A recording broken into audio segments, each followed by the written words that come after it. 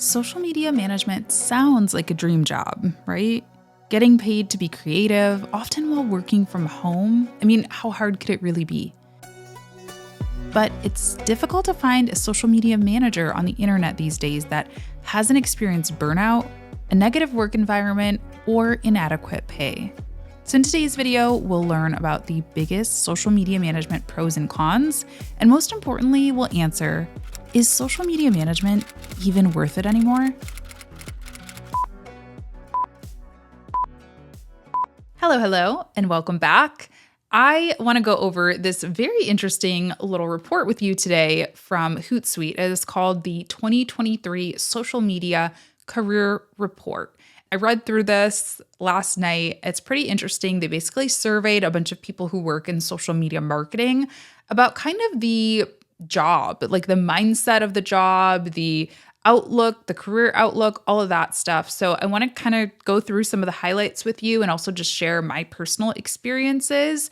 Now, full disclosure here, I am a partner with Metricool, which is a different social media tool than Hootsuite. Just want to put that disclosure out there that I do work with a different social media company, but this still was some pretty interesting data. So I wanted to share it with you. The first section that was really interesting to me is this kind of happiness and hardships in social section. The top 5 hardships for social media managers were having too many responsibilities, working more than 40 hours a week. It looks like 2 in 3 of the people said that they did that.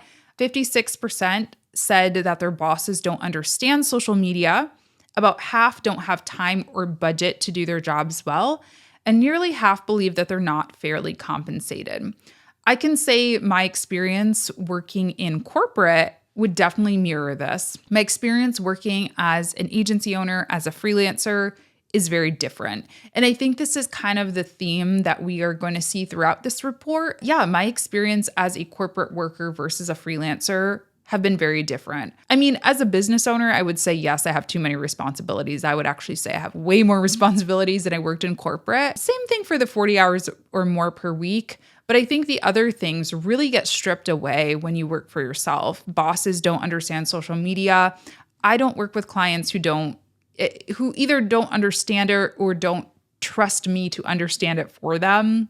Time or budget, I choose what I get paid. I choose how much I work.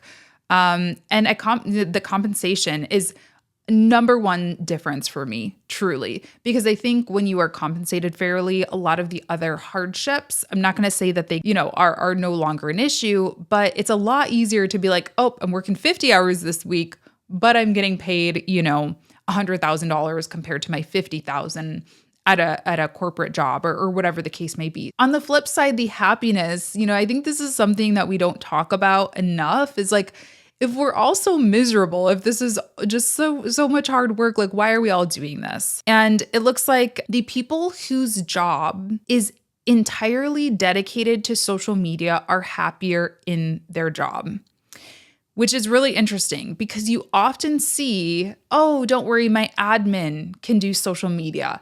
Or I see even in the entrepreneurial community, hey, I'm looking for a virtual assistant who's really skilled in social media ad campaigns. And I'm like, you're looking for an ads manager. You're not looking for a virtual assistant. And this is not to downplay the work of virtual assistants, but it's to say that that's not fair to them. It's not fair to expect a VA to also be a social media specialist or a, secretary or an admin office manager to be a social media specialist. So absolutely, I can see why, yes, this is a specialized role. To any businesses out there watching who are thinking about hiring a social media manager, to any social media managers who are looking for jobs, my advice is to stay away from the roles that are these hybrid roles that are having you do a million things at once.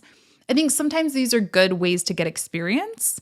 If you're like, hey, I'm interested in working in social media, I'm already a VA or I'm already an office manager or a secretary or whatever the position may be, can I test out managing the Facebook? I think that's a good way to maybe get some of that preliminary experience or decide if it's for you. But I don't think that's a long-term, full-time job path that I would recommend, at least. It looks like social media marketers who work in the office 5 days a week are happier than those who work remotely, which is maybe something some of us don't want to hear. I know that there's a big debate about returning to the office for corporate workers, and a lot of people don't want to do it. When I worked corporate, I worked remote 3 days a week and I went into the office 2 days a week. I will say that both had their merits, and I was very grateful to have the ability to work remote, mainly just because of the commute. If I didn't have that commute, I would have preferred to go into the office more, probably, because there is something about that face-to-face connection. I'm an introvert, so that's really saying something. So I'm not here to be big office propaganda, go into the office, but I will just say maybe it's something to be open to if you've never done it. Even as a freelancer, I just made a TikTok about this, that I've been going to a co-working space 1 day a week. And it's been doing wonders for my creativity. I have been in a writing rut until I went to a co-working space. So 83% of the happiest social media managers work for a large organization. I definitely believe this to be true just from a resource perspective. Larger organizations have budget, they have team members, all the things. Working for a mom and pop shop, a very small business, and wearing all the hats, doing all the things, being under-resourced, that's really hard. Similarly, they sit on a larger social media team and they get paid fairly. Those things all kind of go hand in hand. So let's talk about the way that they categorize social media managers in this report. So they categorize them by being distributed, which are social media managers who spend less than 10% of their day on social. Divided, so people who spend 10 to 49% of their day on social. Dedicated is 50 to 89%. And then there's devoted, or basically full-time social media marketers who spend 90% of their day on social. And I don't think anyone's surprised to hear that those who are devoted social media managers have the most tasks, but they are also the most likely to have an easier time with social tasks and feel good about the amount of tasks on their plate. So when you are able to really dive into something and do something full time, dedicate all your time and energy to something, it's easier, right? Because you live and breathe it, as opposed to being a jack of all trades or Jane of all trades and doing everything. You're going to feel bad about it. You're going to feel like you're always not good enough at something. With that said, typically the devoted social media marketers, or essentially the full-time social media marketers, they tend to work for medium to large organizations with 100 employees or more. So when I hear from people who say they're having a hard time getting budget, they're having a hard time getting hired in, they're having a hard time getting a long-term contract, often I find that the audience is wrong. Often I find that people are talking to other solopreneurs on Instagram, or, just knocking the doors of their small local mom and pop shops. And there's nothing wrong with working with solopreneurs on Instagram or mom and pop shops. But if you're going to choose to do that, you're going to have to understand that you are probably going to be doing very ad hoc type work. You're probably not going to be doing long-term, ongoing, dedicated social media work. And that's what the data is supporting as well. Now, when we have these distributed social media managers, so these are those who are spending less than 10% of their day on social, they are the most likely to say that they have too many responsibilities, that they don't have enough time to do their jobs, that they don't see social as a long-term career, and that they're unhappy working in social media. And again, not surprising at all, right? If you're wearing a million different hats and social is just another box that you have to check, you're going to be resentful of it. You're going to be over it. You're going to feel like this is not a real job. None of that is surprising. So it looks like the top 5 social media tasks, according to this cohort, are planning and managing campaign strategy, writing copy, scheduling social posts, responding to or routing comments and messages, and tracking and reporting on analytics. What do we not see on that list? Creating content. This is a topic that I will probably never stop being asked about or stop talking about. What's the difference between a content creator and a social media manager? As a social media manager, am I supposed to be shooting video content and creating content? And the truth really is, it depends. I stand by my original stance that, again, typically those smaller businesses are going to be the ones who are expecting you to do everything, right? Because they don't have the budget to hire a full graphic design team, video freelancer, photography freelancer. They're expecting the social media manager often to do it all. They are technically different roles, but there is sometimes that expectation that you do it all. But I do find that that's the smaller businesses and more of that like distributed social media marketing role that you're being asked to do those things. There's also a task ranking graphic in this report, which I found really interesting. So it looks like most social media managers said the easy tasks were responding to comments, editing photos, and scheduling posts. Kind of interesting that photos is on there.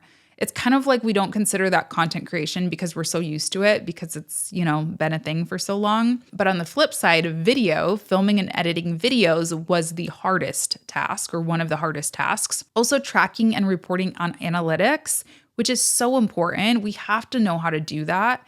And I know it is, it's a tough one, but I've seen this theme throughout this report actually of not knowing how to prove ROI or not feeling confident in proving ROI, not knowing how to track and report analytics. And I really encourage anyone who is feeling like they're not getting paid enough, like they're not doing a good job, not feeling like their boss feels like they're doing a good job, to learn analytics. That is something that I wanted to make sure that we cover in the Social Media Management Accelerator, because I just find that the students, the people that I work with, my peers that can speak really well to analytics are the ones who get paid the most money, are the ones who have the easiest time getting raises and getting support that they need. So I definitely encourage you to check that out. Also, UGC, interestingly, sourcing UGC was a challenging task for a lot of people.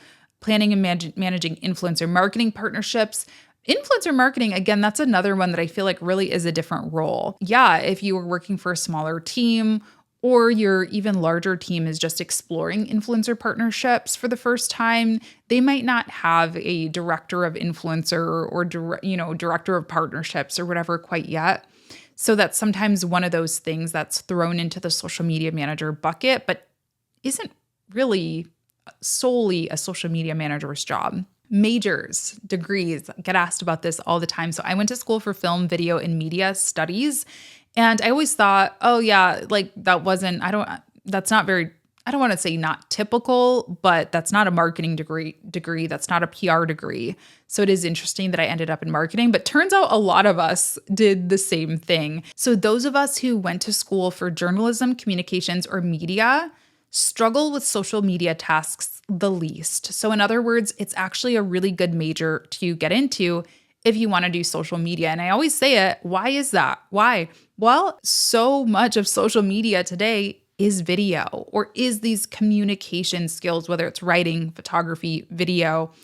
Those are all things that you learn in J School, the Department of Communications, or in a film or media program, right? And if we look back at those tasks that were the hardest for social media managers, what do we see on there? Video. For me, that's not really a challenge. And for a lot of people who went to school for these similar things, that's not really a challenge. So this is actually, I guess I somehow did the right thing and ended up in the right major. So if you are going to go to school, media, journalism, comms, marketing also seems to struggle with social tasks the least, which makes sense. It looks like those who struggled the most were those who went to school for computer science or English. The average social media marketer makes a base salary of $67,000 and gets about $6,500 bonus. I never got bonuses as a social. Actually, I did. I think I got one bonus. It was like $1,000. It was definitely not $6,000, but that tracks. My last social media salary, I think, was $68,000. But here's where things get interesting. And here's where things got interesting for my life as well. Because yes, in corporate, I was making $68,000, whatever. As an independent business owner, my salary shot way up, and it looks like the studies show that is true for most people as well. So the top earners in social media are basically who you'd expect. VPs, C-level executives, and founders/owners. Their average salary is $121,000, give or take. And I'm interested, I wish this was broken up a little bit just because founder or owner, that would technically be what I am. It'd be interesting to see how those salaries compare to even the VPs or the C-level executives. Not sure how they're breaking that up. Content creators who make at least half of their income through social media, $104,000. Again, I don't know exactly how they're breaking this up. Is this an influencer? Like, is this like a podcaster, or is this a content creator who decided to do social media for other people? I'm not really sure how that's breaking up, but the point is, working for yourself, average salary of about 6 figures, according to this study, is what they're showing. And then the only other category that is breaking the 6-figure mark is those who have 15 years of social media experience. So that tracks, right? Those who work in utilities or financial services are up there as well, 90,000-ish. People with master's degrees. And then the next up is agencies. Those who work at agencies had the average salary of $83,328. Not surprising to me there either. Everyone I've ever known who've worked at agencies has made a lot of money, more than I made working in-house as a social media manager. The industry where social media marketers tend to make the most is in CPG, or consumer packaged goods, $95K, utilities, $91K, financial services, $90K, technology, $84, media and entertainment, $82. It looks like the lowest was nonprofit world at $65, retail at $69, and education at $72. So do what you love, follow your passion. Don't let this sway you too much. But if you got money on your mind, maybe tap into working in the CPG, utilities, financial services industries, either as a freelancer or an in-house person. There are disparities based on country of residence. US tends to make the most. They do have a whole section on gender and just other demographics, race, pay disparities, things like that. You can read about that on your own if you'd like to, but I'll leave on a positive note, which is that social media marketers are surviving a year of mass layoffs. The little annotation says that social marketers at nonprofits enjoy unmatched job security. So even though the nonprofit world might see quite a bit less pay, they do have good job security. It looks like only 1 in 25 experienced a layoff in the past 12 months. Compare that to consumer packaged goods, 1 in 6 had a layoff. Utilities and travel was 1 in 7, tech, media, and entertainment was 1 in 8, and healthcare, government, and education was 1 in 14. So overall, though, across all industries, social media marketers were far less likely to be kept than cut.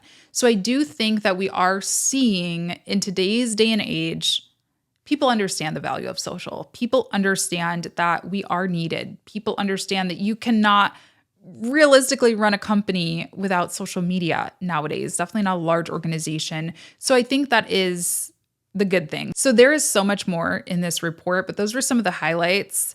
And yeah, some of the key things to keep in mind. If money is on your mind, work in CPG or work for yourself, consider being a content creator. I think something else I didn't talk about with that is that we saw on those task lists, scheduling content, reporting on content, right? But we didn't see creating content.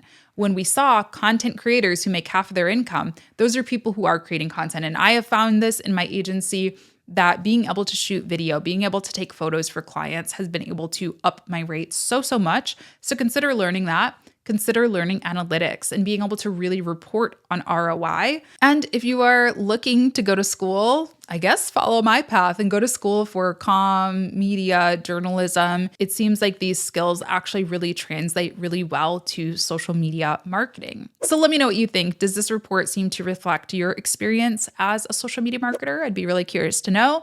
And if you're looking to up-level your career or just get started as a social media manager, be sure to check out the Social Media Management Accelerator and learn with me. I will leave a link for that down in the description. I'll talk to you in the next one. Thanks for tuning in. Subscribe, comment, like, all the things. I'll see you next time. Bye.